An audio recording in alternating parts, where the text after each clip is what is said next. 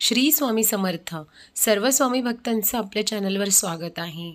बघा, परब्रह्म ब्रह्मांड नायक श्री स्वामी समर्थ महाराज यांचे लाखो भाविक भक्त आहे, जे अत्यंत मनोभावे त्यांची पूजा करतात आणि स्वामी महाराज त्यांना त्यांच्या पूजेचं फळसुद्धा देतात. पण कधीकधी ना आपल्या मनातील खूप अशा इच्छा असतात, ज्या लवकर पूर्ण व्हाव्या असं आपल्याला वाटतं. आणि त्या इच्छा लवकर पूर्ण होण्यासाठी मी तुम्हाला स्वामी महाराजांचे 9 गुरुवारचे व्रत कसे करायचे आहे ते ह्या व्हिडिओमध्ये तुम्हाला सांगणार आहे. तर व्हिडिओ हा शेवटपर्यंत नक्की बघा आणि व्हिडिओवर नवीन असाल तर सबस्क्राईब करा. स्वामी महाराजांचे हे 9 गुरुवारचे व्रत केल्याने मनातील सर्व इच्छा पूर्ण होतात, तसेच जीवनात कोणत्याही प्रकारच्या अडचणी येत नाही अशी असंख्य भाविकांची श्रद्धासुद्धा आहे. तसेच जीवनात यश मिळवण्यासाठी व कुटुंबात सुख समृद्धी नांदावी यासाठी भाविक गुरुवारचे हे व्रत करीत असतात. आता ह्या व्रताची सुरुवात कोणत्याही महिन्यातील गुरुवारपासून करता येते. 9व्या गुरुवारी व्रताचे उद्यापन केले जाते. आपल्या इच्छित कार्याचा संकल्प करून आपण व्रताला आरंभ करावा लागतो. पहिल्या गुरुवारी व्रत संकल्प करावा लागतो आणि हा व्रत करायला काहीतरी साधनं लागतात. म्हणजे ते बघा, साहित्य तर हळद कुंकू लागेल, अक्षता, तुपाचा दिवा, कापसाची 2 वस्त्रे, स्वामींना पाय घालायला भगवे वस्त्र, गुळ खोबरं, ताम्हण, तांब्या, पळी, अष्टगंध, जानवं, हिना, अत्तर, चंदन, विविध फुले बघा, कुठल्याही रंगाची फुले, गुलाब आणि दुर्वा, बेल, एक जुडी तुळस आणि इतर प्रकारची कुठलीही फुले आपल्याला चालतील. हे व्रत आपल्याला ज्या दिवशी करायचं आहे, म्हणजे समजा गुरुवारच्याच दिवशी आपल्याला हा व्रताचा प्रारंभ करायचा आहे, तर गुरुवारी सकाळी लवकर उठून आपली नित्यकर्मी आटून आपल्याला ह्या व्रताला बसायचं आहे. स्वतः आसनावर बसून आपल्याला आपल्या कपाळीला अष्टगंधाचा टिळा लावायचा आहे आणि आपली नित्यपूजा म्हणजे नित्यपूजा करायची आहे.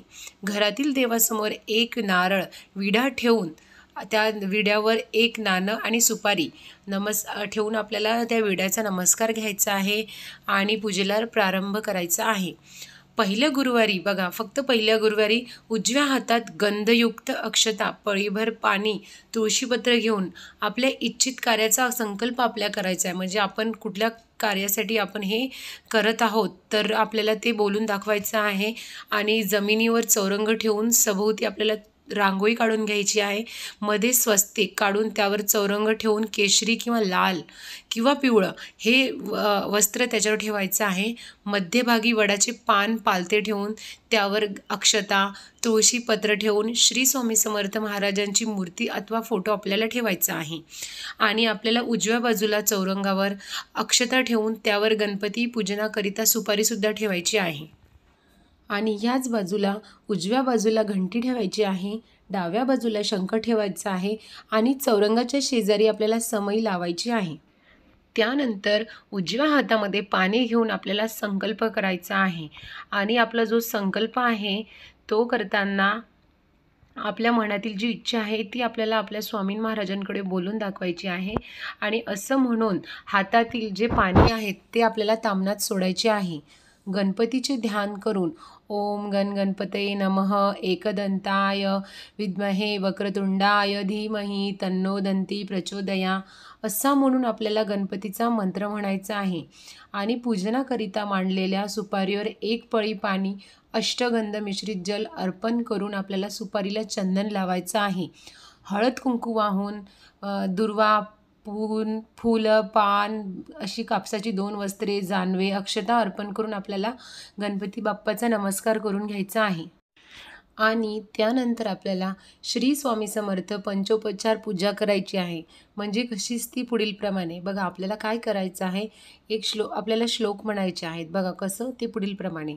ओम नमो श्री स्वामी समर्थाय आवाहनार्थे एवं आसनार्थे अक्षतान समर्पयामी असे म्हणून स्वामींच्या मूर्तीला अक्षता अर्पण करायच्या आहेत.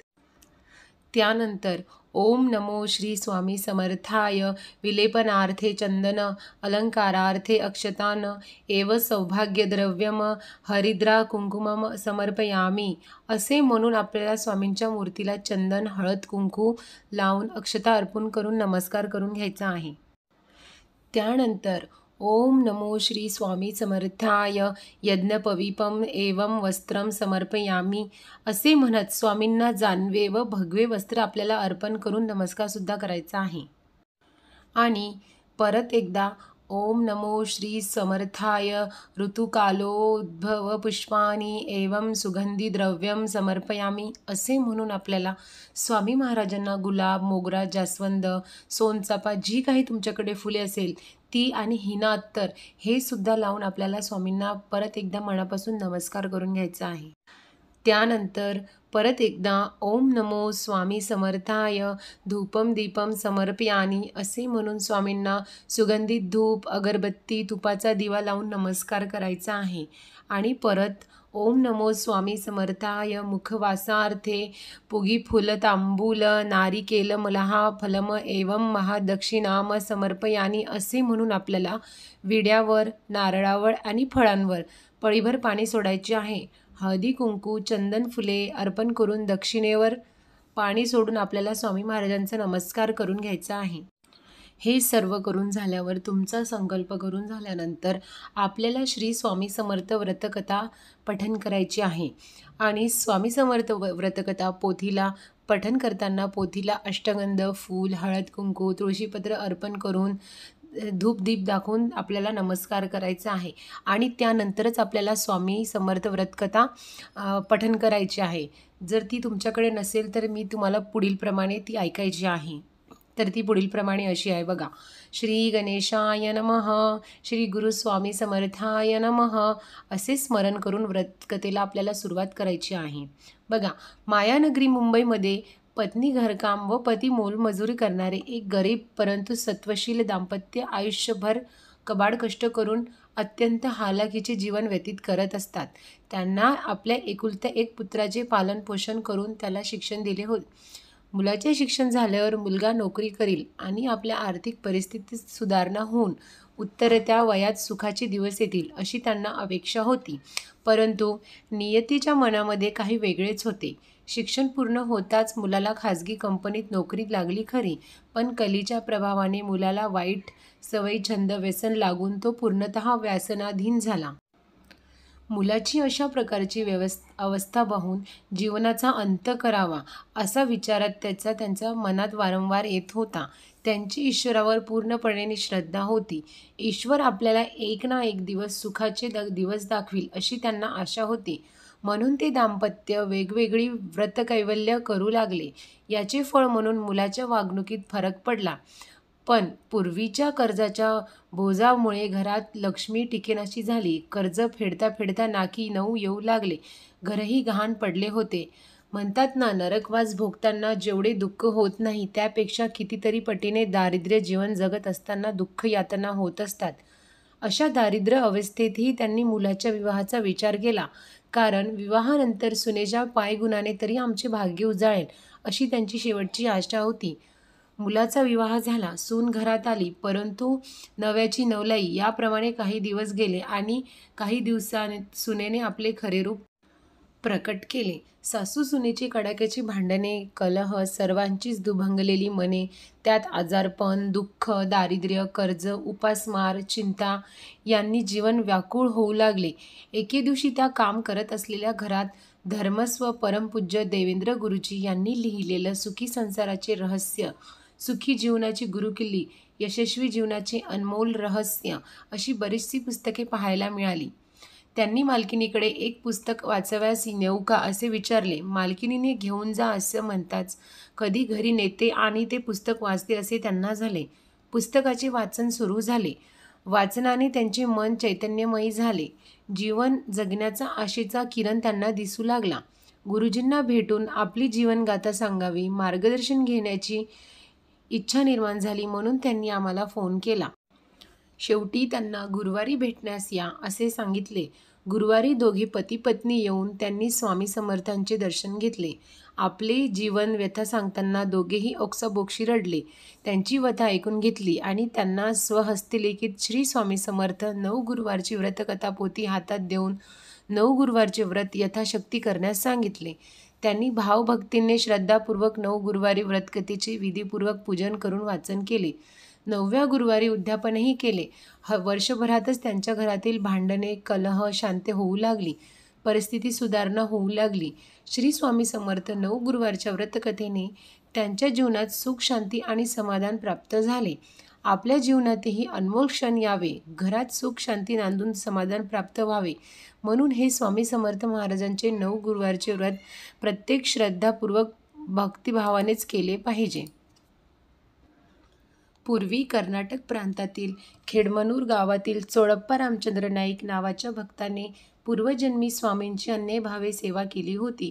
म्हणून त्यांच्या घरी पूर्वपुण्याईने प्रत्यक्ष ब्रह्मांड नायक श्री स्वामी महाराज स्वतःहून येऊन त्यांची परमपावन चरणकमलं त्यांच्या घरी विसावली होती. चोळप्पा खरोखरच भाग्यवान होता, कारण देवादिकांना सुद्धा त्यांच्या चरणाचे दर्शन होणे दुर्लभ असे भगवान स्वामी समर्थ चोळप्पाच्या घरी स्वतःहून आले होते. ज्या ब्रह्मांड नायक मूळ पुरुषाच्या केवळ चरणस्पर्शाने दर्शनाने अनेक कमलपुष्पे फुलतात, बद्धजड जीवांचा उद्धार होतो, जीवाला मोक्षप्राप्ती होते, अशा स्वामी समर्थांचे दर्शन घडावे म्हणून तपस्वी योगी निराहार राहून, मौन धरून, कोणी एका पायावर उभे राहून, कोणी आकाशाकडे पाहून, त्यांच्या बिंदुरूपाचे ध्यान करून, होम हवन करून, भजन कीर्तन, अन्नदान, तीर्थयात्रा, तर कोणी संसार सोडून संन्यासी घेत,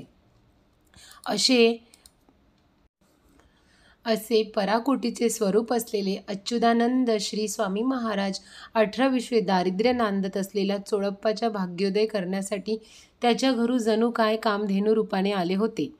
श्री स्वामी समर्थ व्रतकथा संपूर्ण. त्यानंतर ओम नमो श्री स्वामी समर्थाय आहार भक्ष भोजमचं नैवेद्य प्रतिगृहत्ताम असे म्हणून पुरणपोळी, खिचडी, बेसनचे लाडू अथवा आपल्या घरातील शिजलेल्या अन्नाचा नैवेद्य आपल्याला अर्पण करायचा आहे. नैवेद्याकरिता ताट ठेवायचे आहे. त्या जागी पाण्याने चौकोनावर त्यावर ताट ठेवून गायत्री मंत्र म्हणत 3 वेळा तुळशीपत्राने नैवेद्यासभोवती पाने फिरवावे व ते तुळशीपत्र नैवेद्यावर सोडावे.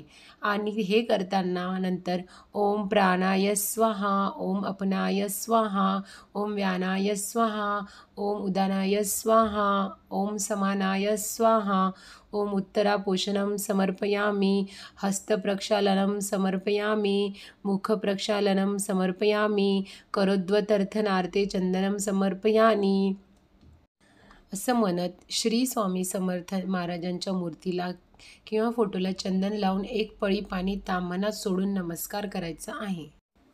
त्यानंतर दुसऱ्या दिवशी उत्तर पूजा करताना व्रताच्या दुसऱ्या दिवशी सकाळी स्नान करून दीप धूप दाखवायचा आहे. स्वामींच्या मूर्ती व्यतिरिक्त इतर पूजा साहित्यावर पुढील मंत्र म्हणून अक्षता घालायच्या आहेत.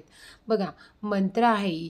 मंत्र यात्नो देवगणः सर्वे पूजामादाय पार्थिवम इष्टकाम प्रसिद्धयर्थ पुनरागमनाचाय निर्माल्य वाहतात पाण्यात सोडावे अथवा वड, पिंपळ अशा मोठ्या झाडांच्या बुंद्याशी ठेवावे.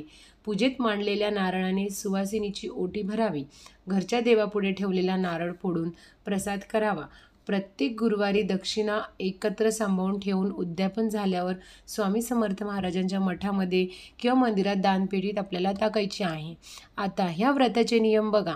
सूर्योदयाच्या वेळेस स्नान करून शुभचिर्त व्हायचे आहे. दिवसभर सुद्धा आपल्याला उपवास करायचा आहे. संपूर्ण पूजा झाल्यावर स्वामींना नैवेद्य दाखवून रात्री आपल्याला उपवास सोडायचा आहे. स्त्रियांनी मासिक धर्म तसेच सुतक असल्यास आपला हा व्रत करू नये. उपवास मात्र करावा. जेवढ्या गुरुवारी अशा कारणांमुळे व्रतचरण करता न आल्यास तेवढे अधिक गुरुवार करून 9 गुरुवारची संख्या पूर्ण करून त्या पुढील गुरुवारी उद्यापन करायचे आहे. काही महत्त्वाच्या प्रसंगी जर प्रवास करावा लागला तरी उपवास सोडू नये. दिवसभर श्री स्वामी समर्थ या मंत्राचा जप करायचा. मात्र हा गुरुवार गृहीत न धरता पुढील गुरुवारी व्रत करावे. व्रताच्या दिवशी एकादशी, महाशिवरात्री, अमावस्या आल्यास फक्त उपवास करावा. तो गुरुवार गृहीत न धरता एक गुरुवार अधिक करून त्यानंतर आपल्याला उद्यापन करायचं आहे. व्रत करताना शेजारी, नातेवाईक, मित्रमंडळी यांना सहकुटुंब, सहपरिवार दर्शनाकरिता बोलवायचे आहे. आणि त्यानंतर ह्या व्रताचे आपल्याला उद्यापन करायचे आहे. व्रताचे उद्यापन करताना व्रताच्या दिवशी तसेच उद्यापनाच्या दिवशी दक्षिणार्थ येणाऱ्या प्रत्येक स्त्री पुरुषांना या पोथीची एक सत्प्रत सप्रेम भेट म्हणून द्यायची आहे. 9 गुरुवारचे व्रत पूर्ण होईपर्यंत रोज कावळ्याला दहीभात ठेवायचा आहे किंवा मुंग्यांना चिमूटभर साखर ठेवायची आहे, गाईला चारा घालायचा आहे, कुत्र्याला पोळी द्यायची आहे आणि गरिबाला शिजलेले अन्न द्यायचे आहेत. तर अशा प्रकारे तुम्ही स्वामी समर्थ महाराजांचे 9 गुरुवारचे व्रत करून आपल्या आयुष्यामध्ये सुख समृद्धी नांदावी अशी मी आशा करते. श्री स्वामी समर्थ.